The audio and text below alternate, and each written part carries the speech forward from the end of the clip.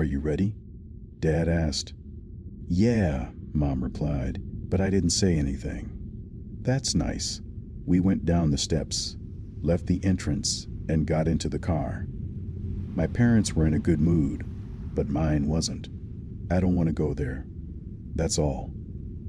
Moreover, it's already 3 o'clock, and when we get there, it'll be 5, and it makes sense to go there, and that's it. Moreover, it's already 3 o'clock, and when we get there, we'll have all 5. And what's the point of going there in the evening? Max, aren't you so funny? I don't feel like going." Wow. When I was a kid, I only dreamed of such outings. A river, a tent, baked potatoes, stories around the campfire. And you've been sitting in front of your computer all summer, and you can't see the white light. What are you going to tell your friends on September 1st? How did you kill all kinds of monsters? Well, Dad. What, Dad? What, Dad? Valor, that's enough. You'd better tell me what your mom called about. Mom intervened in the conversation, and my father left me alone. The car was parked as close to the beach as it could get. It was impossible to go any further. We went down the steep slope to the water, where a boat was already waiting for us. A middle-aged man led us on board and immediately set sail from the shore. It didn't take us long to get to the island. It took us about 20 minutes. The parents, having gone ashore, immediately began to put up a tent and light a fire. I wanted to look around in an unfamiliar area. It was not possible to do this. My father demanded my participation in the business. And the walk around the island in proud solitude had to be postponed. Closer to 7 o'clock, we all sat down to eat. It didn't seem so bad. I even liked it here. But initially, I didn't want to go. Immediately after a hearty dinner, I took off my clothes and ran straight to the water. Mom and Dad, in turn, preferred to stay on the shore. Soon, I got really tired of swimming. Then I asked my parents for time off and went to explore the island anyway. As they say, better late than never. The further I went into the depths of the island, the more childish curiosity arose in me and promised to find something interesting. But apart from numerous steers, plastic bottles, and disposable tableware, nothing could be found. And then everyone fucked up. And what a beautiful place it was. Those are the freaks. I was walking around, indignant under my breath, and I didn't notice how I fell into a kind of oblivion with my thoughts. Due to extraneous thoughts, I did not immediately realize how far I had come. The unfamiliar surroundings caused me a slight fright, so I decided to call my parents, but there was no response. Apparently, he's gone God knows where. Okay, nothing. I'm just going back. But as I turned around, I heard the rustle of leaves behind me. And just like in the most cliched horror movies, I'm wrapped up in a July evening. There was no fear per se, rather bewilderment, but I didn't want to think about it, much less panic. On the contrary, it is best not to miss the chance to walk around the island alone in good weather. However, later concerns did appear. I noticed that I had been walking for a long time. My legs were already aching from walking for so long, and besides, it was starting to get dark.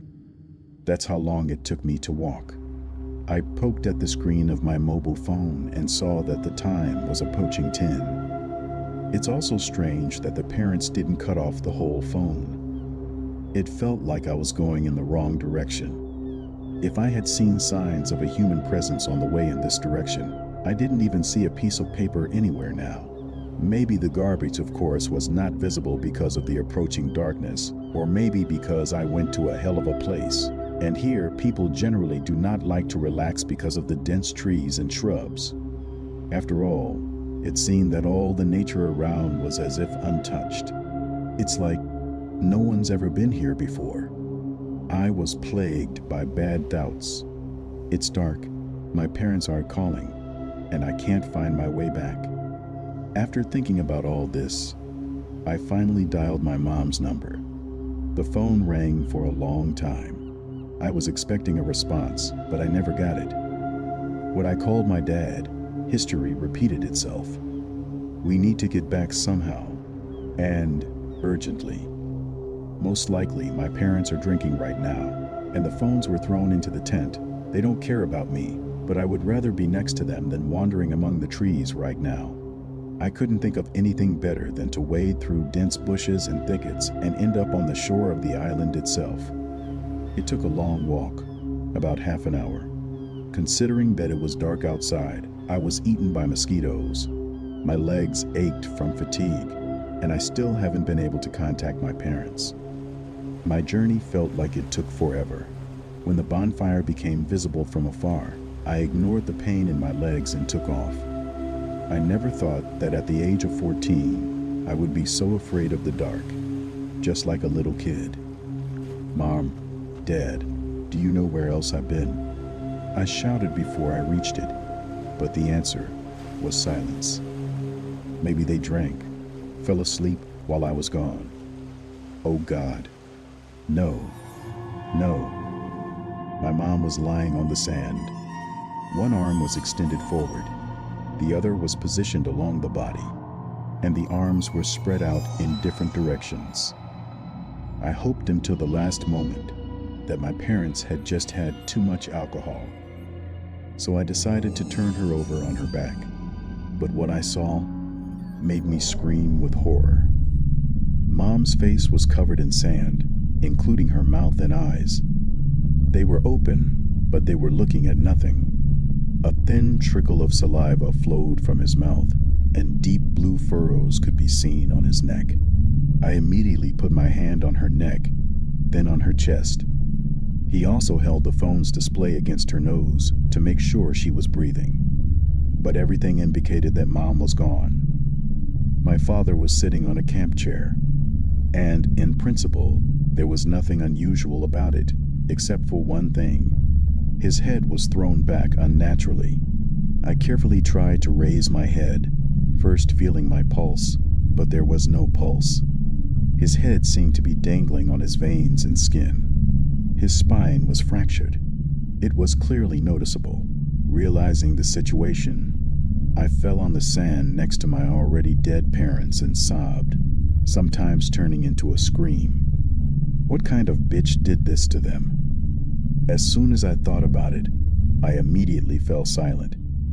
It turns out that the one who did this is now in the same territory with me, but it is unlikely that he did the deed and sailed away on his boat. But suddenly, an implicit rustle behind me made me shut up and listen. It was very strange, but at that moment, there was no fear, only despair and longing. Therefore, when a lanky, thin man with a disproportionately huge and shaved head came out of the shade of the trees to me, I wasn't scared, but continued to sit in my seat, staring blankly at him. "Are you brave?" This scum turned to me, slightly raising his head. "F you, you freak, damn you. I'll put you in jail, and they'll kill you in the zone, okay?" I yelled at the top of my voice.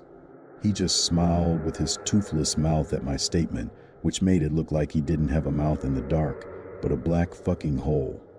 For some reason, I felt scared at that moment. I got to my feet and stepped back a bit. "It got scary, kid. Shoo when you're scared. I've already called the police. They'll be here soon." I was openly bluffing, and there really wasn't any police, but something had to be done. He came up to me without any fear and snatched the phone out of my hands, easily broke it into 2 pieces. I tried to move away from him, but it was too late. Although he was thin, he effortlessly knocked me onto the ground and grabbed my leg and dragged me deeper into the island. I caught branches, driftwood, and rocks with my face. I had to cover myself with my hands, because I was not at all happy about the opportunity to stick a stick in my eye or swallow small stones. When that ghoul stopped, he forcefully threw my foot to the ground, He could have just let her go, but no. That bitch wanted me to suffer for the last time. Who did you bring here? A squeaky old man's voice was heard. I turned on my side and could make out the owner of that voice. In front of me stood a woman, no more than 50 years old.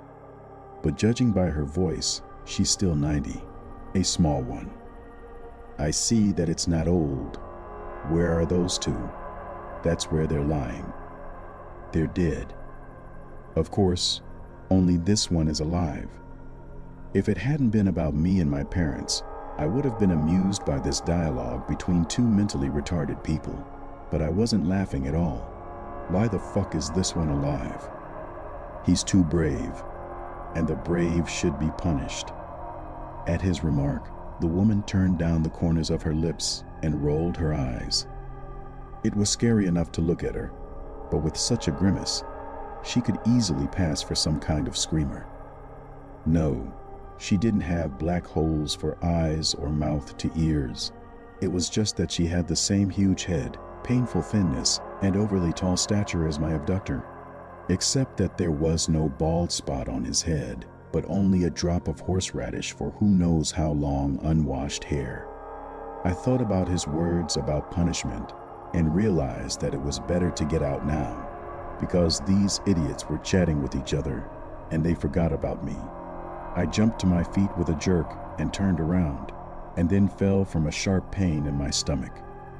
There was an ugly guy behind us the whole time, just like those two. Apparently, he was guarding me, which is why he reacted so quickly to the escape attempt. "Get up," he ordered, and kicked me in the small of the back. But why? A woman intervened in the conversation. "Are the parents there?" He replied in monosyllables. "So what? Let this one stay here, and you bring them here. T, you are not alone here." What are you staring at? "Let's get these dead ones here," he ordered again, but not to me, but to the one who dragged me here. Before they left, they tied me securely to a tree. Yes, so reliably that I almost immediately stopped feeling my hands. This half-witted woman stayed next to me. My hope of salvation was fading by the minute, but I decided to try my luck and talk to her. Maybe she'll take pity and let me go. "Auntie," I turned to her, to which she humbled me with a stern look and, though not immediately, asked. "Let me go, please," I said, and then stopped, as if I couldn't think of anything more stupid. She burst out laughing, and then scooped up a clod of earth and threw it in my face. "Of course I'll let you go. Of course, to the next world. We'll all be there," she said, bursting into laughter. The last sentence clearly made it clear that I couldn't get out of here alive. And it's good if someone finds my body and I'm buried with my mom and dad, but there is a great chance to stay here forever. While I was sitting still, I was watching this mentally retarded woman. She walked back and forth at a brisk pace, then suddenly froze in one place and stood motionless for a minute. Sometimes she would say something under her breath. This woman laughed at herself a couple of times. I must say that these were not quiet laughs, but real laughter, although there was no reason for this.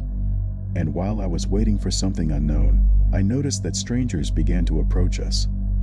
There were about 10 of them, and they all looked like each other, like relatives. I didn't even want to think about why they were all here. "Oh, look, the new guy." A girl pointed her finger. "No, he's not ours," they told her. This bunch of freaks looked at me from head to toe, as if I was not a person, but an exhibit in a museum.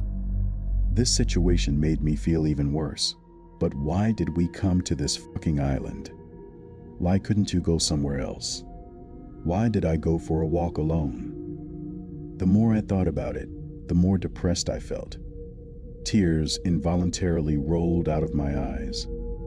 I didn't hide my face or turn away from the crowd of freaks. Naturally, there was no hope that they would let me go now. But maybe it will somehow soften them. On the contrary, I was extremely surprised by their reaction. The crowd was amused by my tears, as if it were something hilarious. "Look, the little one is crying," one of them yelled, and everyone instantly stared at me, and then they started laughing. Not to giggle, not to laugh, but to laugh like I'm some kind of clown. However, at one point, everything became quiet. As if on cue, everyone closed their mouths and stared at one point. I somehow turned my head in the same direction and saw my already dead parents being dragged along the ground. "Kid, is there more here?" The first thing the one who dragged me asked. "Here," replied the woman who threw dirt at me. "Nice, I'm starting," he replied, after which he placed the corpses of my relatives right in front of me. Unnaturally pale bodies lay a step away from me. I looked at them, but I refused to believe what was happening. This is probably a prank. Dumb, weird, creepy, but a prank. The murderer of my family came and squatted right in front of me, so close that I could feel his foul breath on my face. "Do you like it?" I shook my head.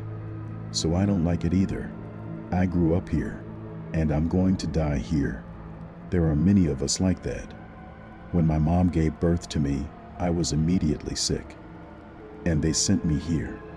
There are many of us here, and we have families too.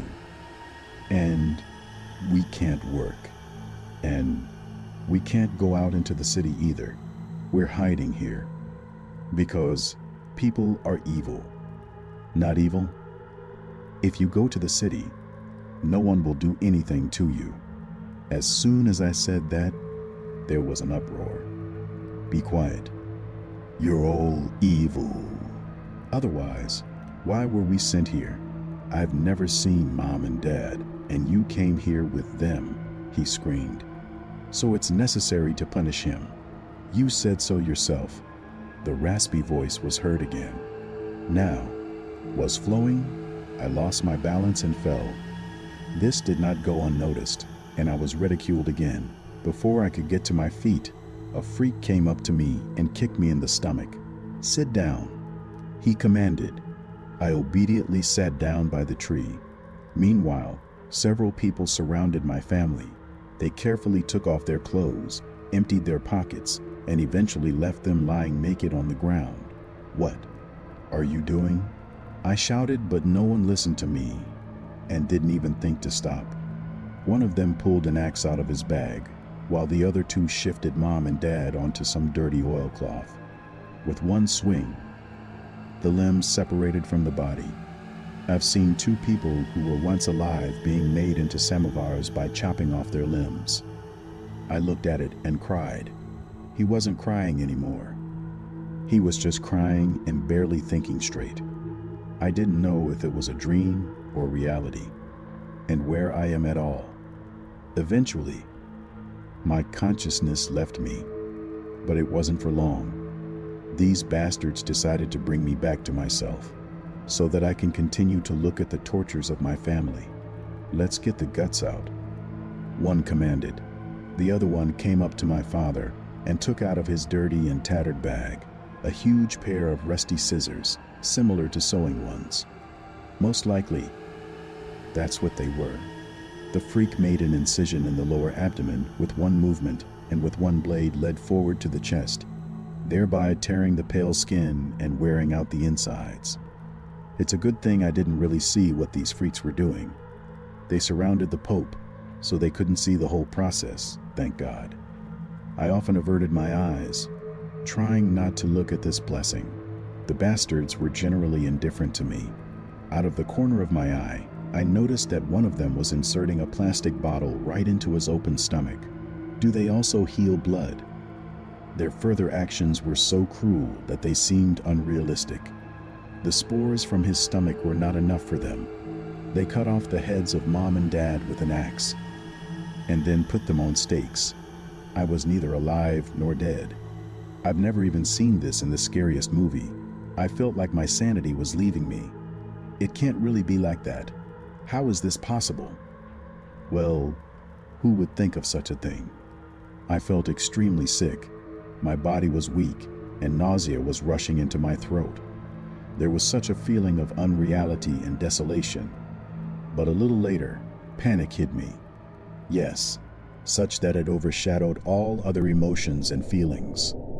The guy who brought me here was walking straight towards me, holding a bloody bottle in his hand. "Drink," he said in monosyllables. I immediately jumped up from my seat and rushed at him with my fists, but it didn't work out. He stepped aside, and several of his relatives came to his aid. It was they who knocked me to the ground. I tried to pull away, but realized that the forces were not equal. The freak somehow sat me down, and one of them grabbed my chin with his hands. I realized what was coming next, so I clamped my jaw shut as hard as I could. I didn't last that long, exactly until it hit me in the gut. Then I involuntarily opened my mouth from the blow, and the contents of the bottle were forcibly poured into me. Just the thought of it being blood, and my father's blood at that, made me gag. I spat out everything I could swallow, but some of it ended up in my esophagus. I threw up almost immediately. I was squatting and throwing up. Vomit literally flowed out of his mouth. It was disgusting and creepy, and my body was shaking. I was only thinking about my death. I didn't want to live. I didn't want to escape. I didn't want retribution. I just wanted to die. It will hurt a little, but then there will be eternal peace. Worms will gnaw at my body until only bones remain. My ashes will forever lie underground or on the ground, and my soul will find eternal life. It will be as eternal as the earth, as the air, as the sky. She won't die anymore. Unlike the body, she will be free. The sky was above my eyes. It was bright blue and vast. I stared at him until black spots began to flash before my eyes. These spots soon expanded to be enormous sizes, and the blue sky was replaced by impenetrable darkness. Suddenly, I felt a sharp pain in my arm and opened my eyes. The darkness was gone, as was everything else. A beige awning loomed right in front of my eyes. I looked around and gradually came to my senses. A sleeping bag, an awning, and a whole phone next to it. It was a dream, just a bad dream, and I laughed out loud at the realization of what was happening. Shaking my sore arm, I had to dream about it because I stretched a little more in my sleeping bag and then decided to get out of the tent because I wanted to eat more than I wanted to lie down. So I yanked open the zipper and climbed out with the words, "Mom, Dad, do we have any?" I wanted to ask, but I didn't finish. The fire was not burning, and the pot was lying on the ground. A few dishes were scattered here and there, but that's not the main thing. Not the main thing at all. Mom.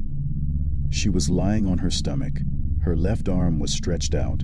Her right arm was lying along her body, and her legs were spread out in different directions. Dad was sitting in a camp chair with his head thrown back unnaturally. I fell into a daze and stood stupidly staring at the lifeless body of my parents. I stood there until I heard the rustle of leaves behind me. I slowly turned my head towards the sound and saw a thin, tall man with a disproportionately huge head approaching me.